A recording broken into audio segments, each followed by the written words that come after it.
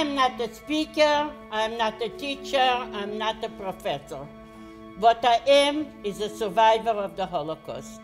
And I'm here with you young people for one reason only, to share memories. I do so you would know the truth, you would understand, and most of all, not allow atrocities like the Holocaust in humanity ever again. You know, all through the Holocaust, I used to talk to God in heaven and say, please God, let me live, let me survive. I'm so young.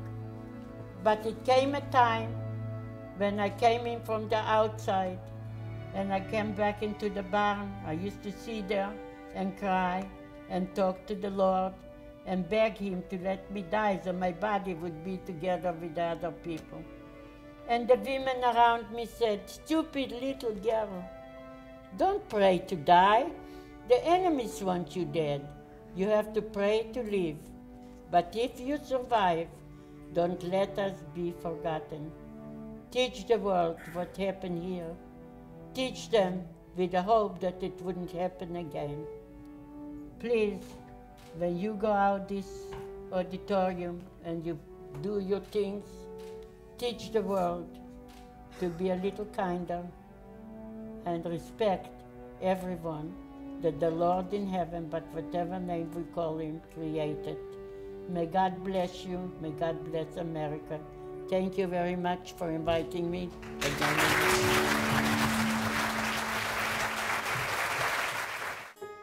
And history almost seems general at times with the textbooks and stuff, but history is made up of individual stories, and we got to hear one tonight, and that's what was really special about it.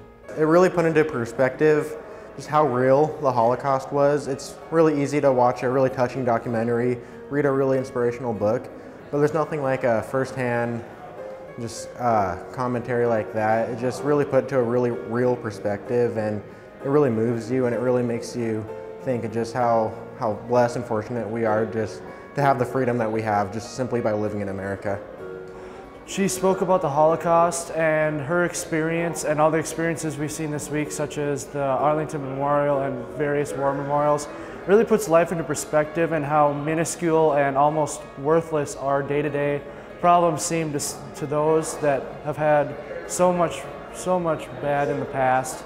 And it just really makes you feel good to live in this country because the problems we have are nowhere near the problems that they've had before.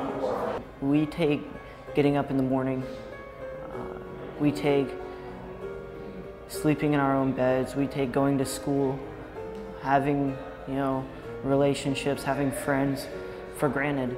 And not just in the Holocaust, but people in the world today still don't have as much as we do, and we really need to realize that, and we just can't take it for granted because we do live, we're blessed to live in a country like the United States where we have the power to change stuff like that, and we need to remember that people don't have all that we do, and we need to do all we can to change that. We learn about it in history class. It's the group mentality. When everyone's just going as a group doing the wrong thing, it doesn't seem wrong. So I think the one thing we can do is when we see something that is wrong, we must say what it is, call it out for what it is, and just say that it is wrong. We can't get into the mindset that if everyone's doing it, it's right. What we can do as a nation and as an individual is to show love to another, show the ability that we all can get along and agree on things that are tough issues, that things that we might not all like or agree on, but we can always come to a compromise and be able to understand each other on a human level, because that's what matters. We are all human beings.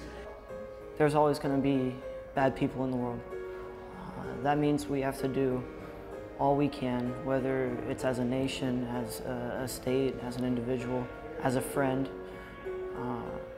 to find this evil and to try to put a stop to it. However that may be, whatever your talents, wherever your talents lie, just do all that you can to make the world a better place and learn from past mistakes and past injustices.